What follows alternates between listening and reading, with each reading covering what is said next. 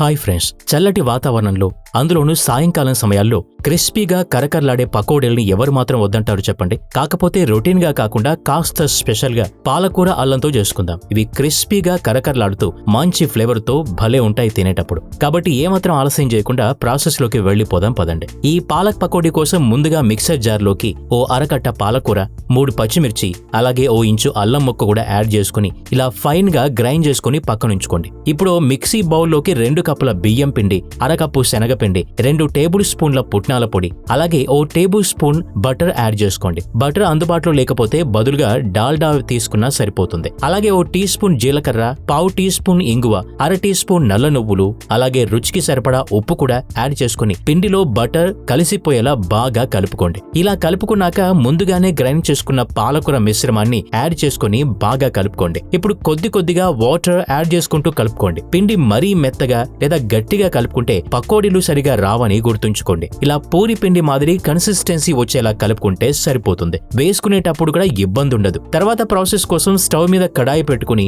Deep fry కి సరిపోయేంత మంచి నూనె పోసుకుని నూనె బాగా వేడయ్యేలోగా కారపూస వేసుకునే సాధనంలోకి ఇలాంటి మౌల్డ్ ని బిగించి పిండి అతుక్కోకుండా స్మూత్ గా రావడం కోసం ఇలా కాస్తంత మంచి నూనె అప్లై చేసుకుని స్ప్రెడ్ చేసుకోండి. ఇప్పుడు ఇందులోకి సరిపోయేంత పిండిని స్టఫ్ చేసుకుని నూనె బాగా కాగాక మంటను లో ఫ్లేమ్ కి అడ్జస్ట్ చేసి మాత్రమే వేసుకోండి. మంట ఎక్కువ ఉంటే మాత్రం ఖచ్చితంగా వేసుకున్న వెంటనే రంగొచ్చేసి లోపల దాకా సరిగా ఫ్రై అవ్వకుండా క్రిస్పీగా ఉండనే ఉండవు. ఇలా వేసుకున్నాక మంటని ఇప్పుడు మీడియం ఫ్లేమ్ కి అడ్జస్ట్ చేసి 2-3 నిమిషాల పాటు ఫ్రై చేసుకోండి. ఇప్పుడు తిరగేసి క్రిస్పీగా అయ్యేంత వరకు ఫ్రై చేసుకుని తీసేయండి. అంతేనండి. పిండి సరిగ్గా కలుపుకోకపోయినా, వేసుకునేటప్పుడు నూనె బాగా కాగకపోయినా నూనె బాగా పీల్చేసి మెత్తగా వస్తాయి. క్రిస్పీగా ఉండనే ఉండవు. కాబట్టి టిప్స్ ను జాగ్రత్తగా ఫాలో అవుతూ తప్పకుండా ట్రై చేయండి. దీంతో పాటు పూర్ణం గ్రైండ్ చేసుకునే అవసరం లేకుండా అప్పటికప్పుడు ఇన్స్టెంట్ గా చేసుకోగలిగే బొబ్బట్లను ఎలా తయారు చేసుకోవాలో చూడాలనుకుంటే స్క్రీన్ మీద ఎడమవైపు కనిపిస్తున్న వీడియోను క్లిక్ చేయండి. మిగతా విషయాలు అక్కడ మాట్లాడుకుందాం.